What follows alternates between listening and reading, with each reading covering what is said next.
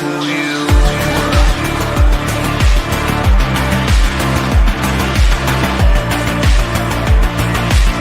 I'm still searching for you.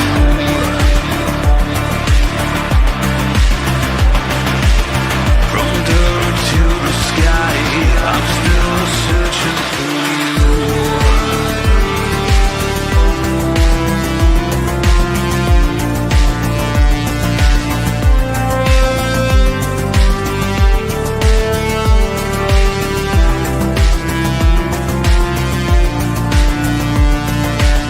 I'm still searching for you. I'm still searching for you.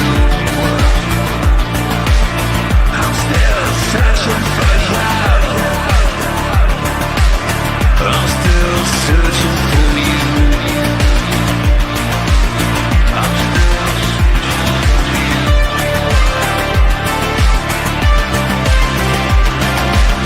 From dirt to the sky, I'm still searching for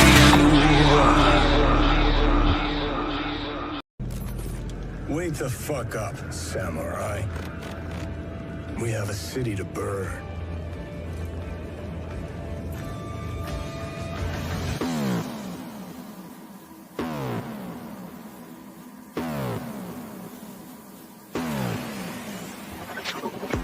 You disgust me. Who gives a shit?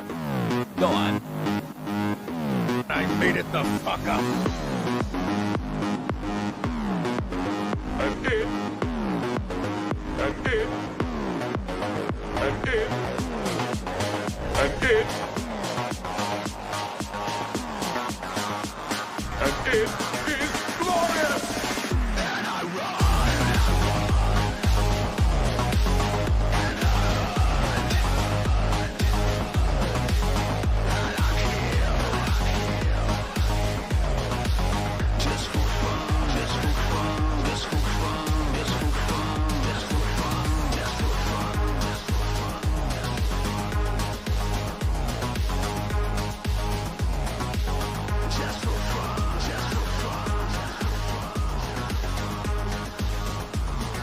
I'm sorry. I couldn't resist.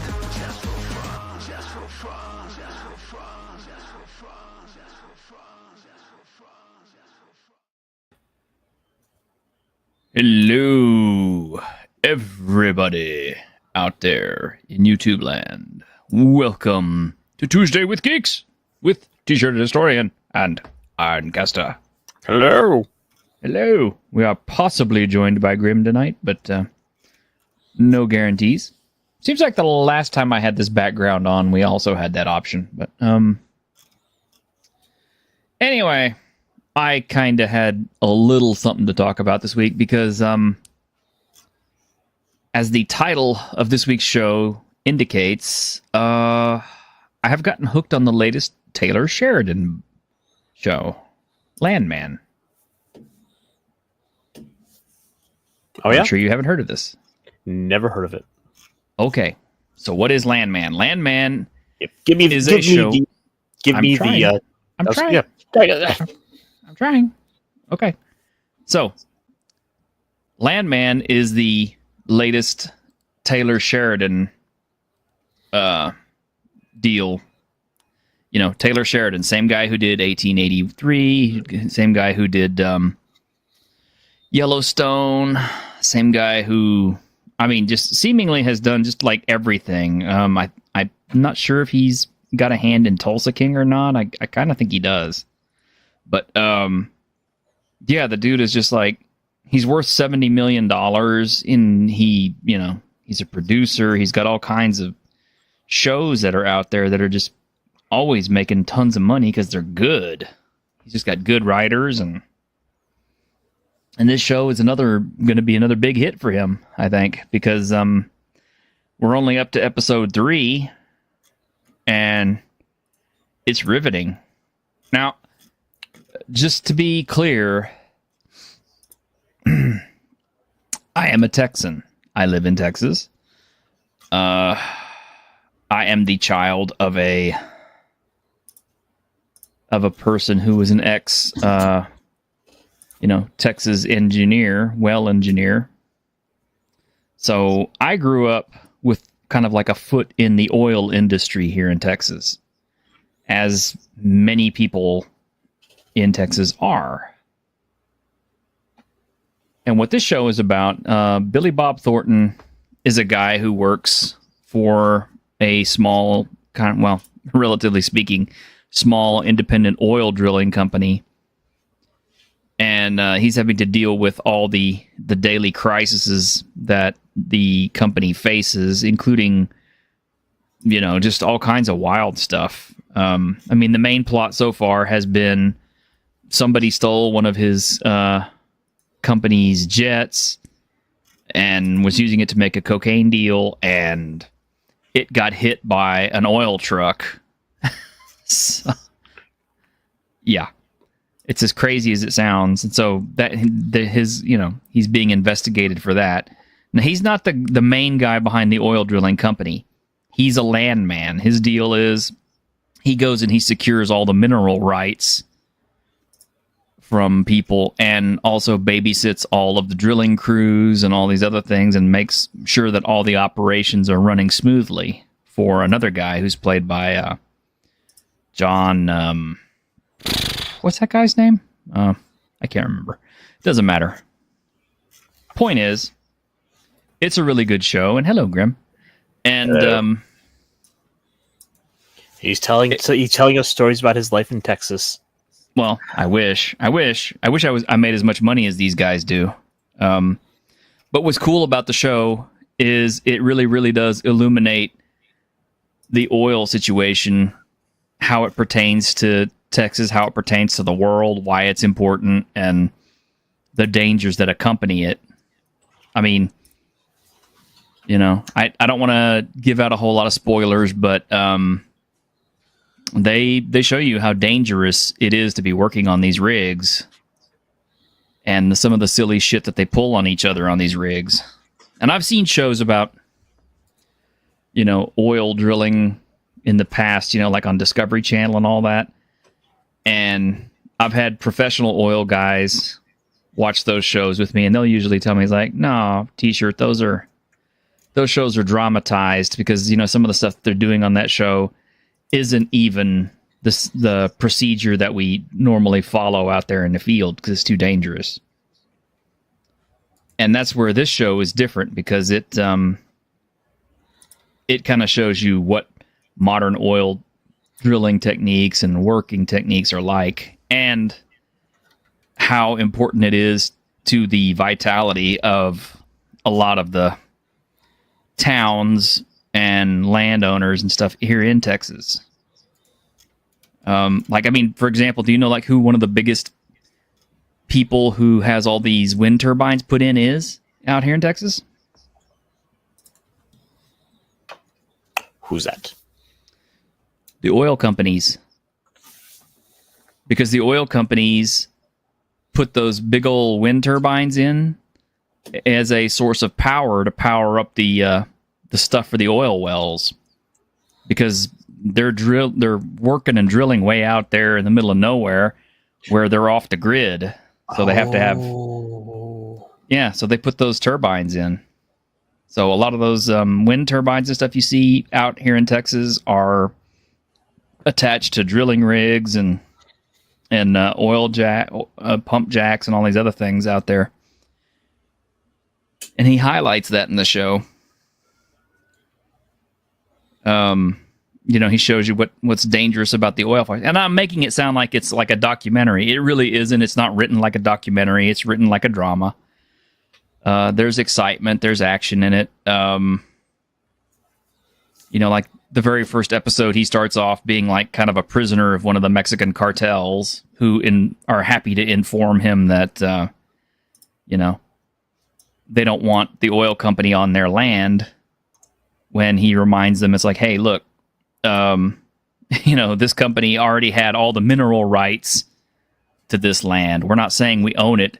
We own the minerals under it. And we're going to come in here and we're going to drill it. And if you kill me, they'll send, Halliburton will send all these DEA files and everything else that are just massive, and they'll send kill teams in here to get rid of all of you, and then they'll come in and then they'll drill all of it because there's oil here.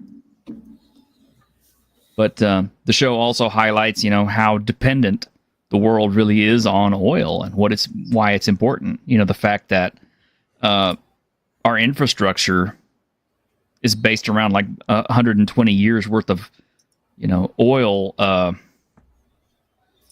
oil maintained infrastructure, for petroleum products like plastics, lipsticks, petroleum jelly, car tires, lubricant for things like including those big ass wind turbines and other things like that. And the fact that even if we converted to electricity tomorrow, it would still take us 30 years to convert everything over, because right now we don't have the wiring or anything else set up to send all the energy where we need it to go. So it's about the oil industry. Pretty much, straight up. Okay. And it's a brilliant show. It is absolutely brilliant. It's well written. Billy Bob Thornton just seems like he was just tailor-made to be this character. It's funny in parts. It's got Allie Larder in a bikini. And let me tell you what, man, she's my age. But, if she wanted to eat crackers in my bed, I'd let her. Say that. One of those handy vacs, so it's not a problem. Yep. Yeah, Bob, you saw that scene with Billy lecturing that young woman, yeah. And that is an excellent scene. That is probably the best scene I have ever seen. Oh, I know the scene. Yeah, I've seen that one. Yeah, it's excellent. That was on this week's episode, and it's brilliant. It absolutely highlights why we're so dependent on oil and why we can't afford to get rid of it right away, despite the fact that, yeah, we'd love to go green and we'd love to go to alternative energy sources and all these other things like that, and why we just can't do it because we don't have the infrastructure in place to do it right now. But hey, memes. Yeah, the national irony that Texas is the greenest state in the union. Well, I mean, yeah, because we have all kinds of alternative energy sources in place to power all the oil stuff, like the fracking and everything else that we do. All the alternative energy that, keeps all the little towns and stuff going, all that stuff. It's crazy. Nuclear. Well, yeah, memes, nuclear would be great, but we can't convert to nuclear tomorrow. It would still take time for us to put together reactors and get fissionable materials in and then set up all the lines to do it. We can't do it quick enough. Plus, we're still going to need all that oil to build all that shit that you need to build the plants. I mean, the concrete, the steel, the earth movers, the trucks to haul all that shit out there. You name it. I mean, oil is part of all of it, And something he pointed out was the fact that all the oil costs that went into putting in one of those turbines, he says those things only last about 20 years. He said that thing will never get rid of its carbon footprint in the time that it's operating, before the time it's operating. Have you seen what they do with the turbines after when they go to get rid of them? No, I have not. But I'll tell you one thing. I have a friend who has a shooting range, and what she uses for targets, some are the little tips that they put on those wind turbines. Sometimes those are misshapen or malformed, or they can't use them, and they're great big square looking things. And so since they can't do anything with them, she gets those. She puts them out there on her gun range, and she shoots those. Here you go. Just to show you kind of part of, well, they don't have any way to recycle these, so this is hundreds of them. Yep, they have to just bury them because there's no other way to recycle these or repurpose them for anything else. Yeah, that's changing though. Modern turbines can pay off their carbon debt in about a year. And what is it? 80 to 90% of the total weight of the windmills is now recyclable, and they're trying to do new things with the blades. A lot of this is probably the older tech. I mean, this here is from a 2020 article, so this is about 4 or 5 years old at this point. But you know, if with every step they can innovate, it can only be better. Mm-hmm. Yeah, it's like solar's gotten so much better over the last 20 years or so. Yeah, I mean, and memes. Yeah, I agree with you. You know, it's like, yeah, we should be going to nuclear because it's probably the best alternative source of energy that we have available to us right now. Just on a pound for pound basis for everything else. I mean, it's like, you know, people keep talking about all these lithium batteries and stuff like that. And I'm just kind of like, what happens when you got to get rid of those lithium batteries? Nuclear.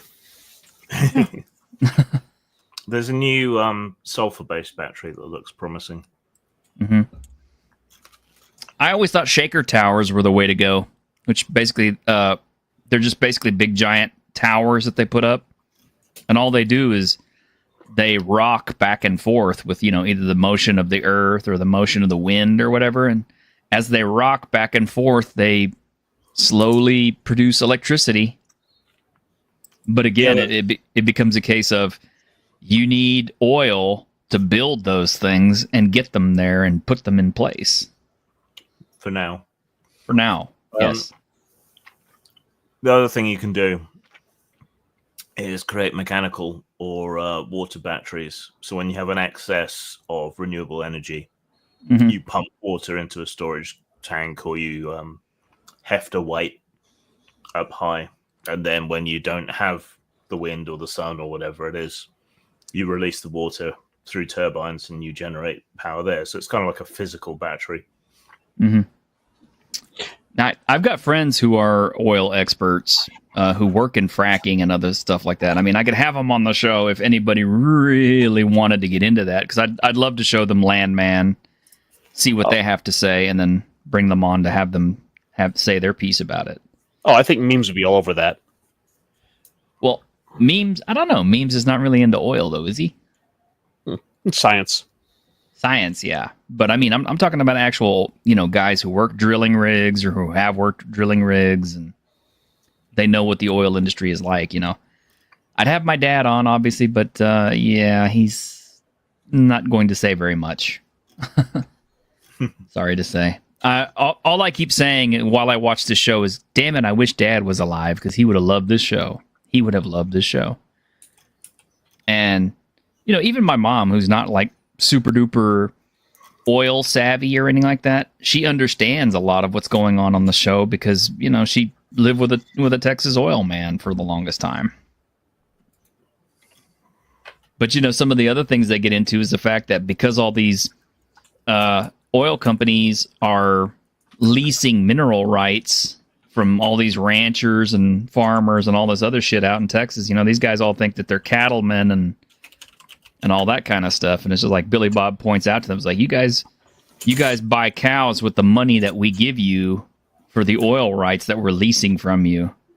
But but if it wasn't for us, you know, leasing this stuff from you, your farms and stuff would have died back in the 50s. So, you know, needless to say, like, the whole oil thing never really quite, you know, we don't get a ton of that out here. Like, there's the odd little well here or there that pops up, but it's nothing quite like what you guys got down there in Texas. Yeah, I've got a damn pump jack that is literally like, you know, I don't know, 85, 95 yards from my house, because it's literally like down the street. It's just chunking away, ka-chung, ka-chung, ka-chung, day and night, pumping oil. And I didn't even realize we had oil on this damn street. But apparently we got something there. Yeah. I mean, the other one that we like around here is natural gas. Natural gas is a big one. But again, you know, I don't know if there's enough natural gas fields to, you know, supply the entire world. I mean, from what I understand, is like, what, in Europe, the biggest natural gas pipelines and stuff are in the Ukraine? Yeah, Russia and Ukraine. It's a big part of the real reason for the Ukraine war. It's exactly what that's all about. It's control of those pipelines. But I think that's a little outside of our realm of expertise. it is outside of the realm of our expertise. It's outside the realm of this show's intent because we're here just to entertain and stuff like that. And I will say, yeah, Landman is entertaining. It's entertaining and it's informative, which is the best kind of show that you can watch. You know, it's why I like stuff like Yellowstone. It's why I like stuff like 1883 because it has the spark of realism, and it still has all the drama and it has all the hallmarks of good TV. So they're selling U.S. natural gas to Europe. Yeah, I don't doubt it. So I can't say I've been watching that, but I can say I did finally get around to watching Vox Machina. Oh, how do you like it? All right, so it has the trope of the horny bard, which I fucking hate. Yes. It is a trope for a reason, and I get that, but you know the Scanlan character, like, I really wish people would do the horny bard a lot less. But all in all, it's fine. Yeah. My initial time I started watching it, I shut it off after about 10-15 minutes purely because of the bard. I enjoyed the first season. I haven't really watched the second season, but the first season was good. And there were a couple of moments in there that we were really, you know, getting into it and weeping, you know, because it was just that good. And I know it's stuff that came up during their role play sessions because you can actually go back and you can watch the role play sessions and find out when all this stuff happened and why it happened. Yep. But to see all of that stuff transformed into a cartoon with, you know, lovable characters and good dialogue and all that really, really changes the whole kind of landscape of gaming. And it's just kind of like, wow, that's the dream, man, is to have your campaign immortalized in a cartoon. You know, the one thing that kind of made me sit up in my seat, the group I play, my 5e group I play with, I had kind of known that the DM was a fan of Critical Role for the storytelling, as he says. And as I'm watching through it, I'm sitting up in my chair and I'm like, wait a minute. I'm starting to realize that he's been kind of cribbing little elements of Critical Role all this time, and I never realized it. Mm-hmm. Well, I mean, you know, the best steal from the best. Oh yeah, absolutely. So I was like, I'm sitting up. Wait a minute. He literally has an NPC named Victor, who's a guy missing fingers, who's obsessed with black powder. I'm like, that son of a bitch stole this favorite character of ours from Critical Role. Mm-hmm. And Savo, I have to ask you this.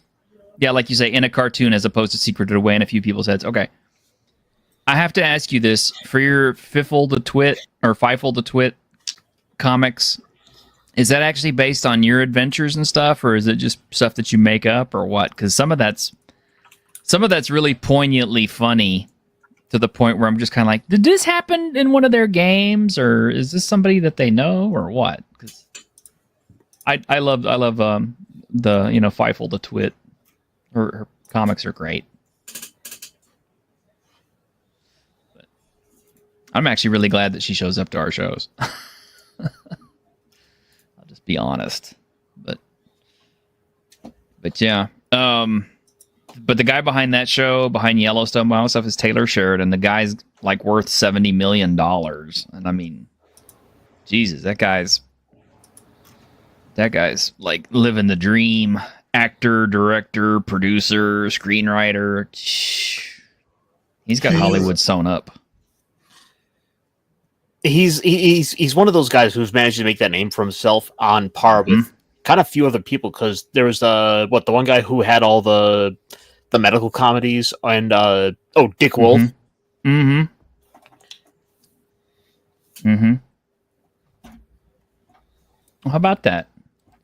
That is mostly what I make up, although played CNC a few times and it serves for much inspiration. Yeah, Castles and Crusades is fun. Really quick, too, I wanted to mention just because I was curious about it after this morning's stream with Grim, I wanted to find out more about Ryutama. And wow, that game looks really, really fun. I mean, I ordered the physical book and it hasn't gotten here, but just looking through the PDF, I'm going to show this off, and I don't normally do this, but I think Savo would really enjoy this if nobody else will. Because I know that she's real visual, and I'm real visual, and this is absolutely gorgeous. This is the PDF for Ryutama. It's got some fantastic art. Oh my god, it's so beautiful. Very Studio Ghibli. Well, yeah, it's like Studio Ghibli meets like look at this. I mean, this is like Tactics Ogre looking characters right here. The minstrel. Maybe he'll put on a show.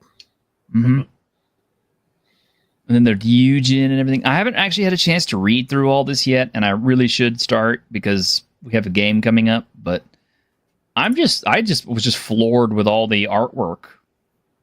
But I need to sit back and actually learn how to play this before we actually play it, because I want to build my own character for it. But I like how it's just, I mean, beautifully illustrated all throughout. Everything looks pretty clear.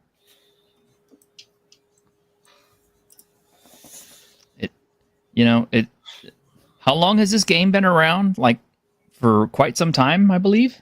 A few years. Just a few years? I mean, longer in Japan, obviously, but... Oh, yeah. I was actually talking about Japan, but it's only got 4 stats, and that seems to take care of everything. Yeah, you use combinations of stats similar to Fabula Ultima. Uh-huh. Because, yeah, Fabula Ultima took a lot of inspiration from this. So from what little bit I'm finding, Ryutama had its start in like at least 2016. Yeah, so it's hadn't been around for really, really long. 8 years? Almost 9? But this is like one of the few Japanese games I've seen that actually uses more than D6s. It uses multiple polyhedrals. Yeah.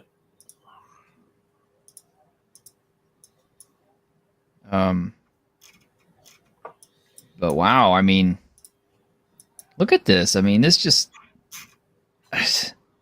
I want to play this.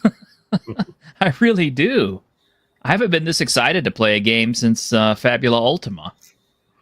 Or Dragonbane. Might be a little bit too cozy for some people's tastes, but I think it's sort of halfway between a cozy game and a regular game. Well, okay. To illustrate, what is a cozy game?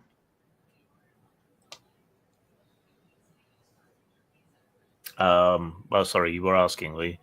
Yes. Wander Home, Golden Sky Stories, which we played, things like that. But basically, this has some What is it? What is the definition? slice of life stuff, like slice of life anime, I guess. Really, sort of just the adventure is the point, not necessarily combat. yeah. Is it like Freerin level or? Don't know. I haven't watched it yet. Oh man, see, because that's one of my favorites. But I mean, just look at how gorgeous this is. Look at these. These are so cool. Yeah, all the different dragons. Wander Home is a cozy game. Have we played that? Do we know about that? We haven't played that yet. We will, but it's kind of obnoxious. It's very, very right on, as we used to say. Huh. Muck Dragon. Oh my god, they look cute. This is like that cartoon, you know, where the guy like encounters Baphomet and he ends up turning him into a kind of a pet. I befriend Baphomet. But something we were noticing too when we were looking at it earlier today is, you know, we were talking about all the different ranges. And look at this one, just has like what front areas, ally Yeah. back area, enemy front. So it's using that simplified ranges. Yeah, it plays out a bit like Final Fantasy VII original battle system. You got your front rank, your Mhm. rear rank, and that's just basically all you really need to worry about. Oh, and there's a goblin. Now, I was reading up on these Neko goblins, and I was telling Castor about these. The goblins in this universe do not have any relation whatsoever to goblins in any other universes. The goblins in this book are cat people. That's why they're called like Nico goblins. And it is based on actual Japanese mythology. It's because if cats live to 100 years, they become like spirit cats. God, look at this! Look at this! Look at this, man! Jeez. Bunnies and Burrows has been done, Savo.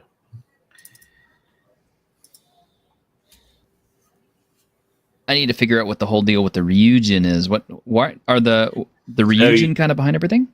Yeah, so it's like a minor god, but you, as the games master, actually play it, kind of like Dungeon Master in the cartoon, and you can appear to give the characters direction, or you can intervene on their behalf in various ways with different powers.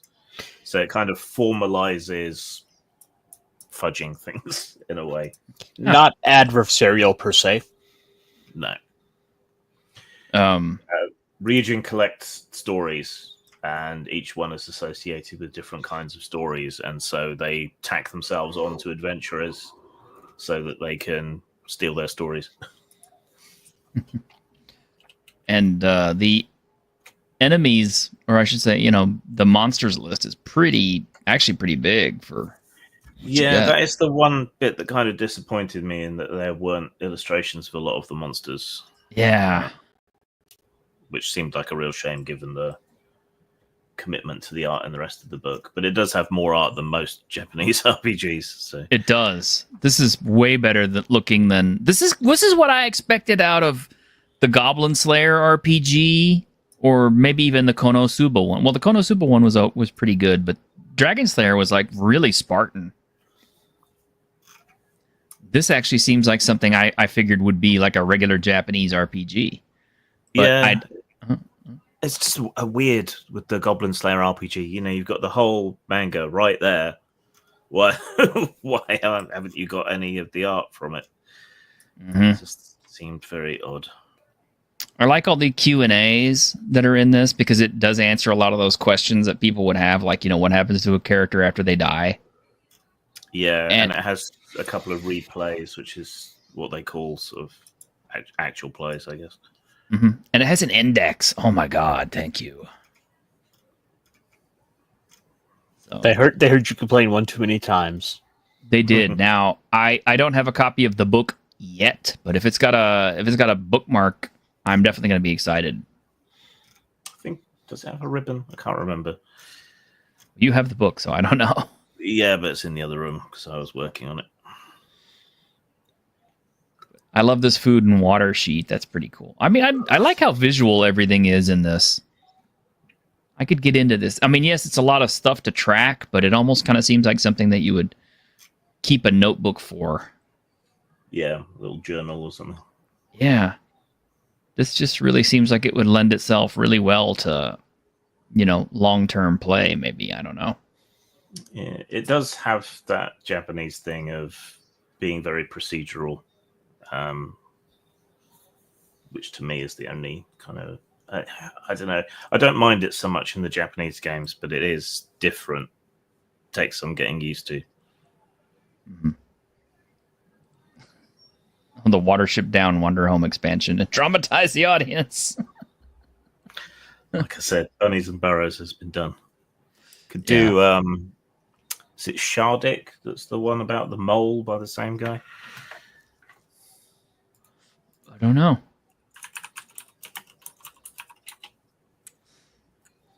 But yeah. Shardik is a fantasy novel by Richard Adams. About, I think, it's about moles, I think. Huh. Well, I am definitely looking forward to playing this and getting my own copy of it physically. But Bears. Sorry, something else was a mole one.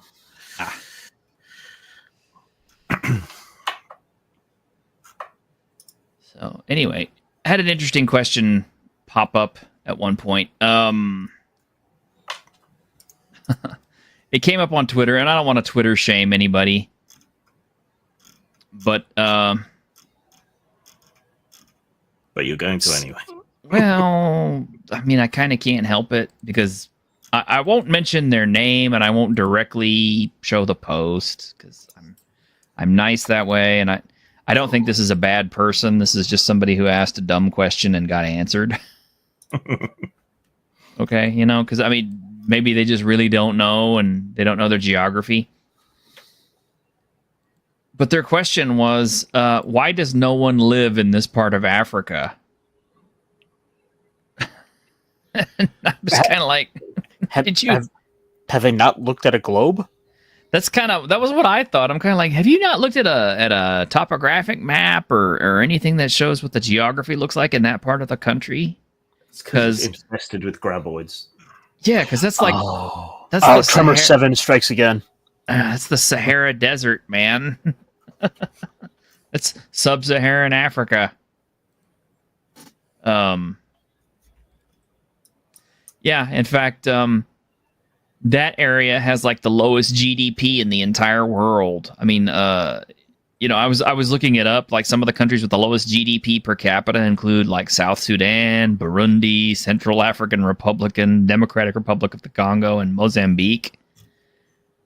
And I remember a few years back when I looked at one of those maps and it was like Chad had the lowest GDP in the entire world. And I was like, Chad is in that part of the, it's kind of like right down there in the corner there. So, but the other countries that are in there are like, Libya, Algeria, Mauritania, Mali, and, it's kind of like, you don't see a lot of those countries getting into the news very much. I mean, Libya kind of made the news, 20 years ago, 30 years ago, and then we kind of bombed them and they stopped being news. I think Chad is poor because it sends all its money to the neighboring country of Stacy. I don't know, but how long ago was it that the Sahara was entirely grassland? Oh man, that had to be millions of years ago. That's one thing I like to point out to people too, is like, at one point the the Sphinx, the Great Sphinx of Egypt, didn't always look like that. Apparently, it was like a big lion statue or something originally. And, the Egyptians, when their civilization rose, they saw that statue and then they just basically recarved the face of it with a pharaoh. Which is why it looks like it does now. But at the time that statue was built, all that area was green. I don't know how many millions of years or thousands of years that happened ago. Yeah, Niger, Mali, and Burkina Faso just had... Yeah, it's a wonderful place to live. Wouldn't you want to live there? I don't think so. I mean, people complain about, California and stuff like that. But bad as those places are... You see, this is why I prefer living in a place that gets regular snow, because it forces us to... keep some sort of infrastructure. Infrastructure? Yes. Like what? Massive machines to move snow. Oh. For example. Yeah. Yes. Road maintenance. Drainage. Well, okay, the road thing you got me on. Yeah, road maintenance isn't a real popular thing around here either. I'm always afraid that one of these days I'm going to drive over something and it's going to collapse and I'm going to end up in a sewer or something. Other things that popped up on my feed that was kind of fun today. Let's see. I had this, which I believe is an image from one of the newer Fable games. Uh-oh. Oh, yeah. That I mean, what can you say about that? Milk of human kindness. It's milk of something, anyway.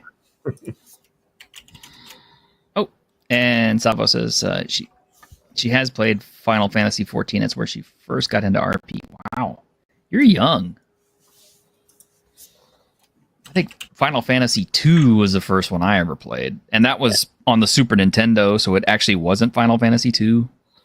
And I asked her that because, well, I think I found Savo in Final Fantasy XIV. Looks kind of more like, it does kind of look like Fiffle or Fifle to Twit. Yeah, Kinda. but hang on. What's his name here? Uh-oh. Uh-oh. You got found, Savo. Busted. Busted! And of course you play a cat girl. A level 80 dancer, cat girl. Well, to be fair, I play cat girl too. They're the best race. Aren't they, though? I guess. I mean, I don't know. I don't play Final Fantasy, so I honestly couldn't say. It will steal your life. Final Fantasy XIV has the best villains in Final Fantasy history. Like Sephiroth is a little bitch compared to Emmett Selk. Really? Absolutely. Huh. Sephiroth is a mama's boy. Well, he kind of is, because I mean, like, isn't his like Mama Genova? Yes. And he decides, well, he's like, I miss my mom, so I'm going to kill the world. Yeah, basically. And Savo confirms that was her. Mm-hmm. Let's see. Other things that made our news. Let's see. You were one of those insufferable performance RP nerds on the Balmung. Oh, okay. Well, mind you, I'm in the same like Crystal server set, so I'm not that far away. Yeah, I apologize, guys, if we're kind of like swaying a lot on topics a little bit, but this is kind of a slow week for news because of the holiday and stuff. So, yes, us America. Well, you see, America went to the moon first, so we get to set the news and the news cycle. Pretty much. But we do have this from the Fandom Pulse, is that Ubisoft insiders allege that the company wants Steam to remove concurrent player counts to hide its failures. Yeah, because, well, I mean, even Ironcaster brought up the concurrent player counts on, what was it, the Banana Game versus, what was it, Veilguard? Yeah, I think so. Yeah. First they came for the dislike button and I said nothing. I mean, and I don't know why they're so desperate to hide their stuff. I mean, hide their shame. I mean, because the point is, it's like, if the game's not selling well, they can't hide from it. I mean, yes, they can hide that information from the public, but in the end, you know, the shareholders and the board of directors and all the other people behind that who control all the money are the ones who get the fiscal reports and the financial reports, and they'll find out that, it's like, hey, guess what? You spent, $10 billion on a game and you made back, like less than a quarter of that. So, I don't know, man. It's kind of like trying to sweep all this stuff underneath the rug. I'm kind of like, you can only sweep so much crap under the rug before somebody starts noticing the lumps. It's not going to improve your sales. It's just going to mean you get less shit. Yeah. And really, that's the thing. It's like, is that the deal with the culture these days? Is they don't want to be criticized? Basically, it's all a matter of they assume what they're doing is right, and at the end of the day, they just want to avoid all the bad publicity because it means it's gonna lead to worse sales. That if people don't see that the game has all this controversy, well, then they can't get. Then it'll help to protect it. How? You make a bad game, you made a bad game. True, but if you don't know it's a bad game before you buy it, maybe you might have pre-ordered. Yeah. Oh, well, there is that. Speaking of which, I am going to tell you guys about a game that is really, really awesome that you absolutely should get, despite the subject matter, because it gave me ideas. It will certainly give you ideas. I can't show any of it because of the subject matter, but it is called Awaken Hentai Dice. It's very refreshing. It's very fun. And yeah, it's got some titillating stuff. That's part of it. That's all I'm going to say. But Steam seems to be showing me a lot of games like this here lately, so I'm kind of taking advantage of it and going, oh, that's, you know. But after a while, you can only see so many anime girls naked and go, you know. See, I'm getting a lot of games like Motel Manager Simulator. You know, they released a Pokemon-like game called Dokimon. It's called Dokimon Quest. Oh, yeah! I need to update it and play it, because I haven't actually played it, but I did buy it to play, because it was kind of cheap. And it's on sale. Yeah, and it's on sale. And I'm kind of wondering how long it's going to stay up before before Nintendo gets wind of it and goes, no! And tries to Pal World it. I mean, the thing is, like, this is even the first one of these that's been on here, because we've got a couple of others that have come along that do the similar sort of, you know, monster collecting. In fact, there's an entire monster taming category. Games like Monster Sanctuary, Koromon, Nexomon. Well, I used to like Monster Rancher a whole bunch. Monster Rancher was my jam. Don't forget Digimon. I never really got into Digimon, but Monster Rancher was my jam. Back when Monster Rancher first came out on the PS, that was my favorite thing in the whole world, is, you know, like trying to find CDs from my CD collection and seeing which, you know, if you could spawn a unique monster off of those.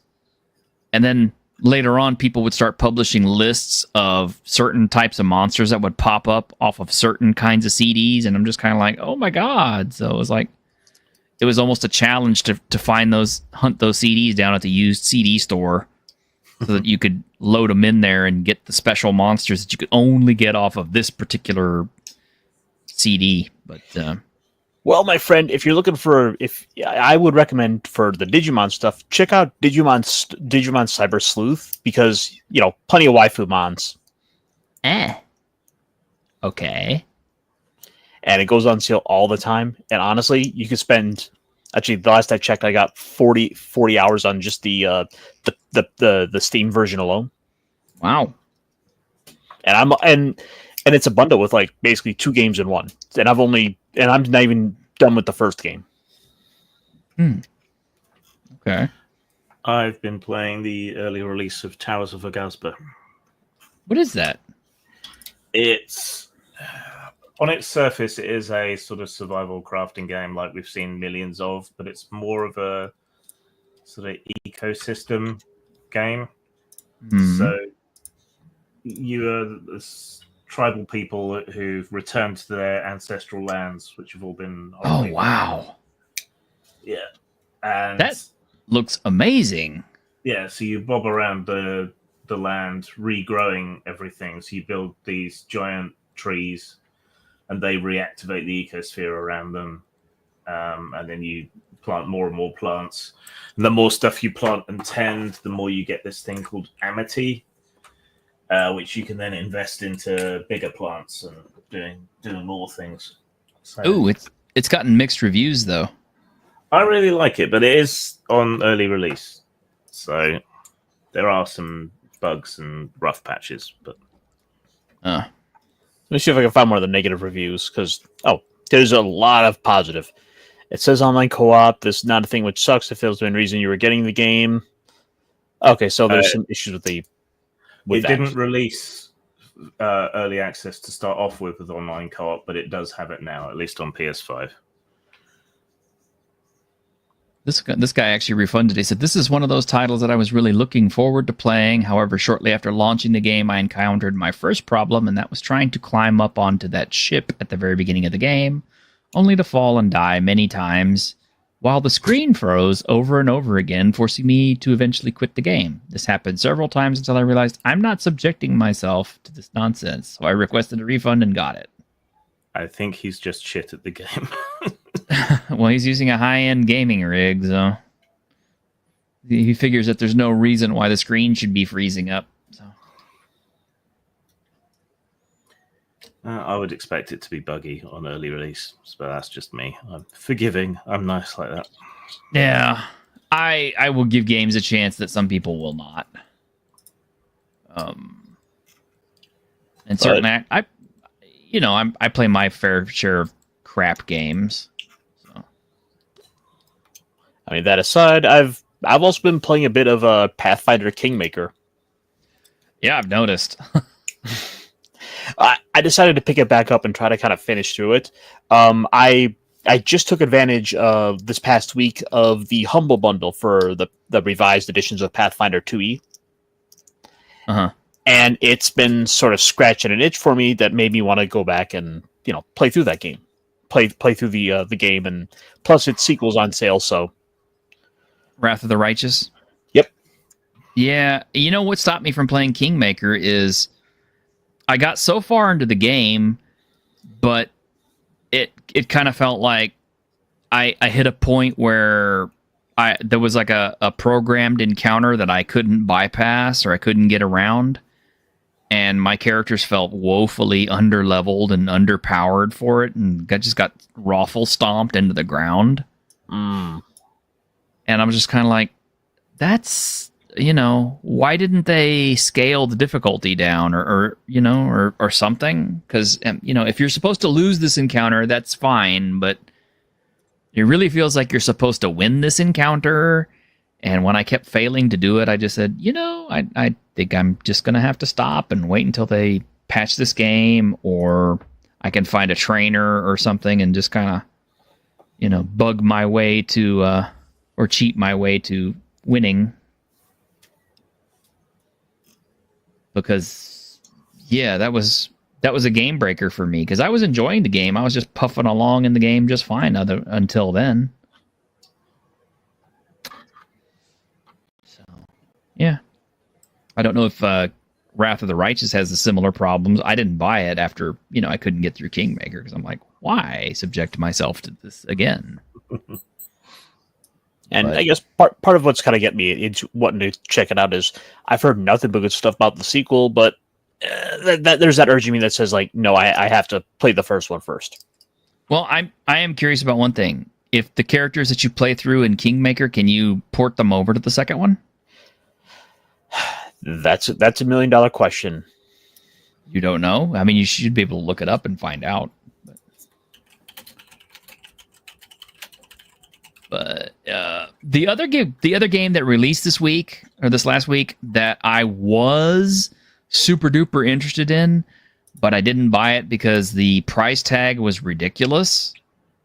And then I saw all the reviews popping in, and I was just kind of like, oh.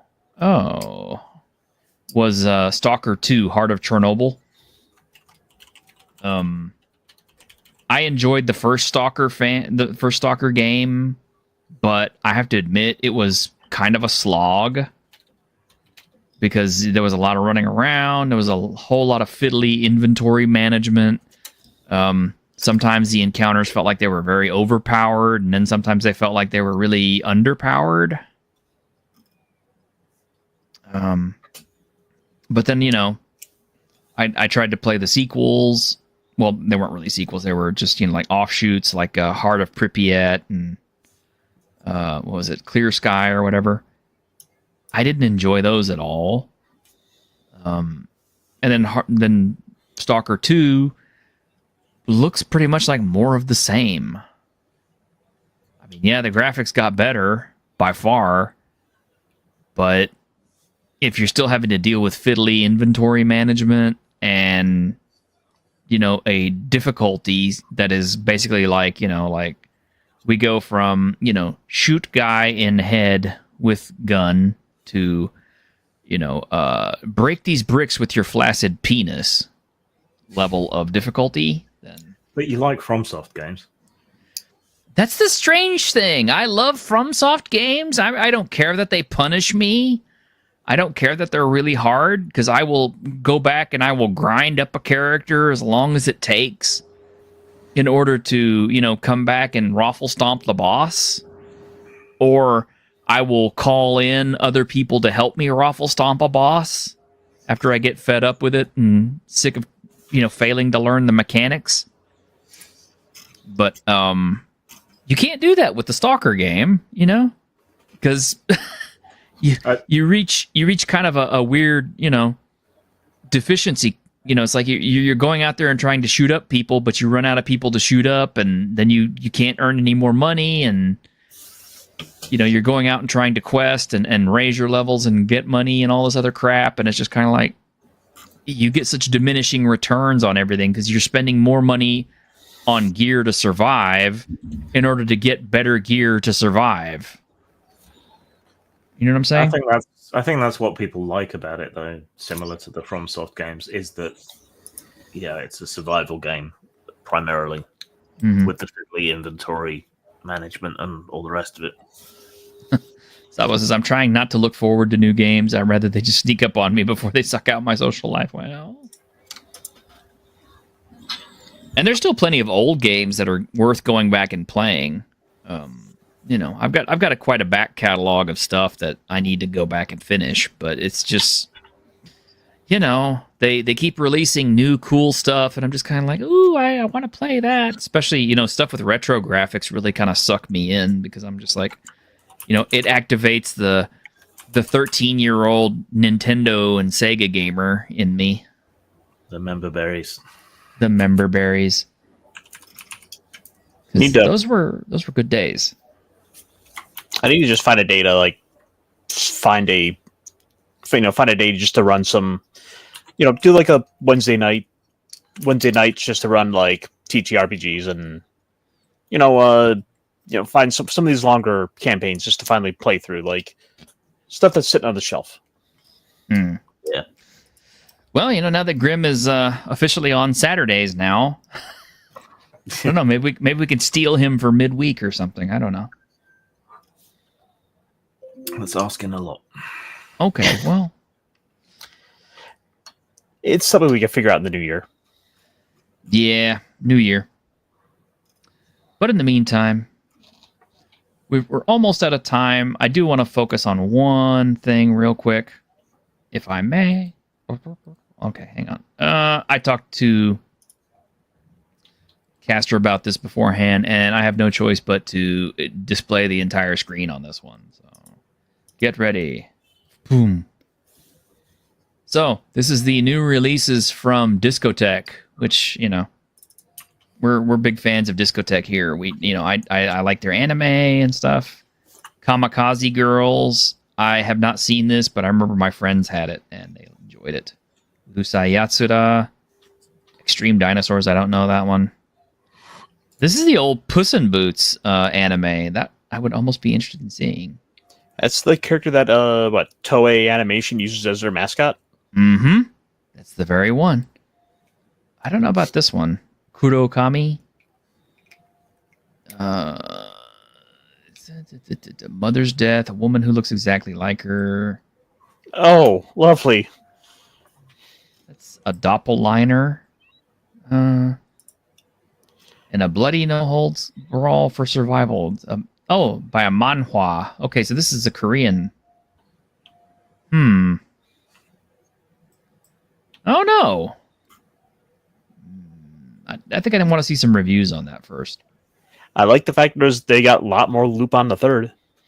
They have a lot more Lupin the Third, and we have Rainbow, which I don't know that series at all. Nanoha. This Duel Parallel Trouble Adventure. I've got Duel, and I enjoyed it. It was funny. See, when we were starting to talk about this before the show, I thought you were going to go to the upcoming anime for next season. Well, do we have that? No, I have an internal server error. So, yes, I have it. Okay, let's see it. Oh wow. Okay, I can't read any of these hardly. Savo, Discotech specializes in anime that is old and out of print. So that's why I primarily go to them, because I'm a bigger fan of the old anime from, like, say, the 80s and the 90s. That's not to say I don't like the new stuff, too. It's just the new stuff doesn't quite always have the punch like the old stuff did. Although I am starting to kind of gravitate towards newer things. I am starting to watch, Attack on Titan again, trying to get back into it. And I am watching Demon Slayer. So what's wrong with Attack on Titan? Oh no, I keep saying. So I noped out after the first episode. I tend to gravitate towards more kind of semi lighthearted stuff. Oh well, that's yeah. I'm a Berserk fan. Okay. Yeah, it's different taste, but also from what I've heard, like people were really not happy with like the last seasons of the show. Yeah, I heard that too. But I'm the kind of person who enjoys misery porn anime. So, but anyway, it looks like the first thing on the list is one that I know I'm certainly looking forward to: Solo Leveling Season 2. I tried to watch the first episode of that, and I was just so not into it. But I really should sit down and give it a try because I heard it's good. Give it 3 episodes. Okay, give it 3 episodes. All right, I will do that. That'll be my challenge for this week: is to give Solo Leveling 3 episodes watch and see if I like it. What put you off it? Huh? What put you off it? Just kind of the way it started. It was, with the whole, there's a team and it's modern day and all this other stuff. And I'm just kind of like, yeah. So basically these gates open up at random places and you can basically go into like a fantasy dungeon where there are monsters and stuff spawn. But our conventional equipment and items cannot affect the monsters. So you have to have items from this world. And some people are able to manifest powers and abilities, much like you would expect out of any kind of fantasy game. And so you have healers, you have tanks, you have DPS, etc. And they go in and basically the entire crew all get destroyed and killed off, except for like your main character, who's basically reborn with an ability to level up. By himself. Hence the solo leveling. Yeah. But to give you an example of like, some of the anime I also enjoy too is like I have Planetarian, and my God, that thing it tore my heart out, threw it on the floor, stomped on it, and made me just cry and cry and cry. But I love that anime. It was so good.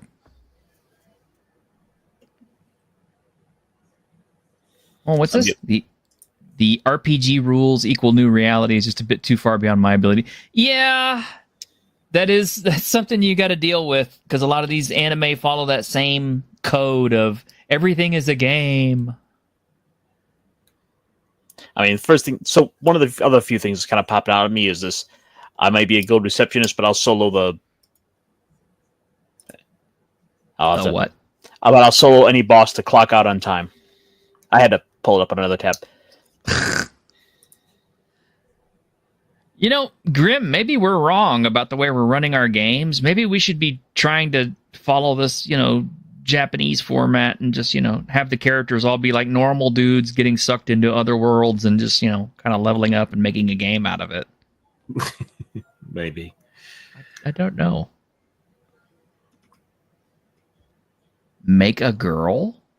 What is this? All right, let me...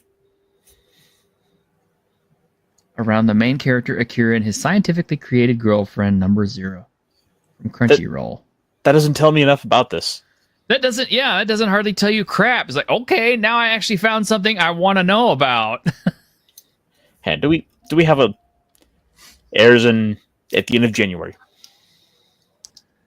Okay, hang on a minute. My anime list. Taking place in the near future, Akira Mizutame, a brilliant young scientist who developed Salt, a robot that assists people in their daily lives, finds himself at a dead end after a series of failed inventions.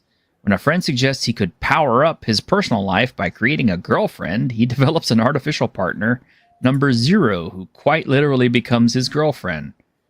Torn between her programmed emotions and her own evolving feelings, number 0 faces an emotional conflict. Will love blossom between her and Akira, who is unused to connecting with others? Or, oh my god, this is... Somebody was like looking into my thoughts and made an anime that I really wanted to see.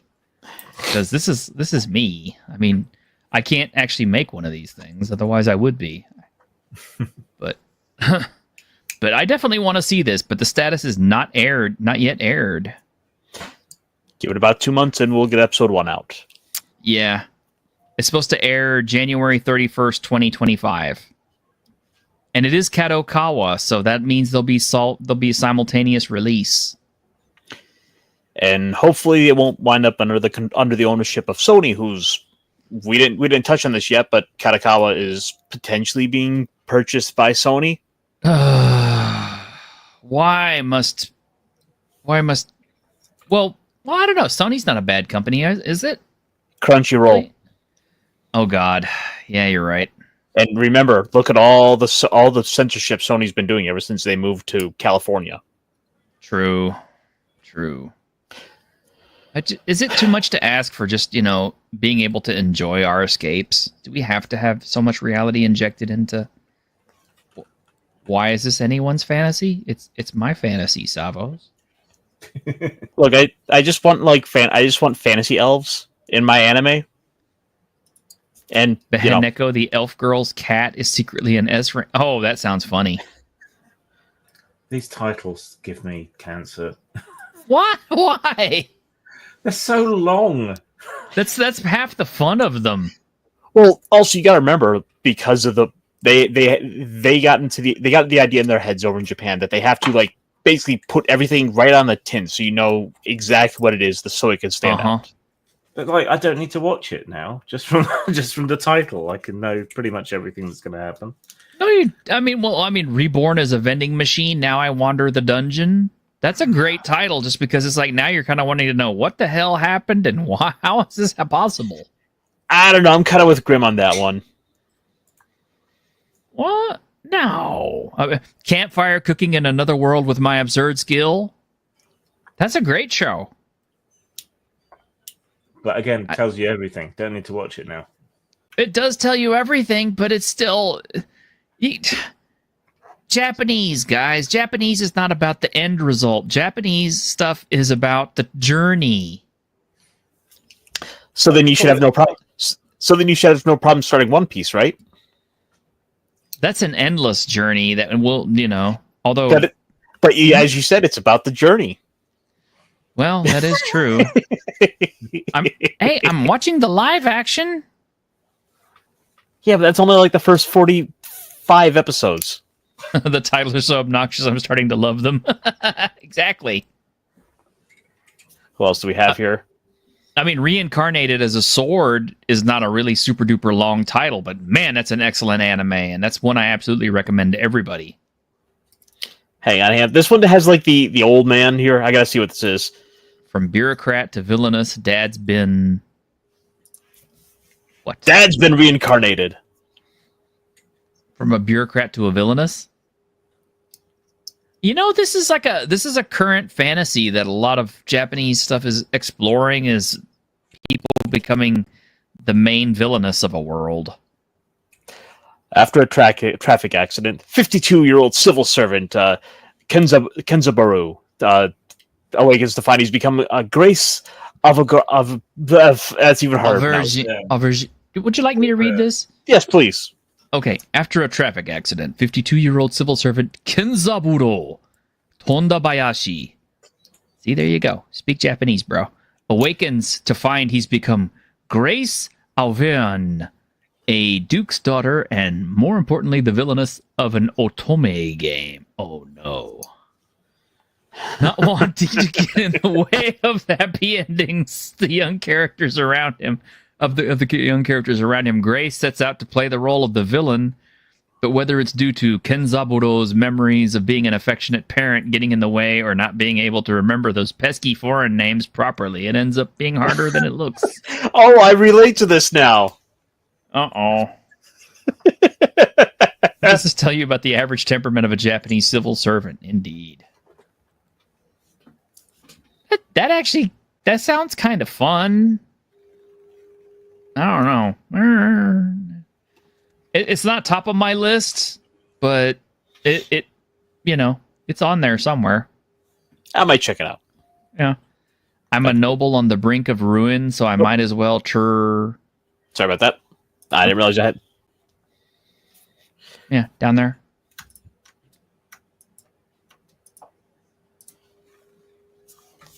So I might as well try mastering magic. I'm a noble on the brink of ruin, so I might as well try mastering magic. Oh, okay. Patty! Dudes, doing homework. Thought I'd check in, leave my like, and wish you a great stream. Thank you, Patty. Did you catch our show this morning? Did you enjoy it?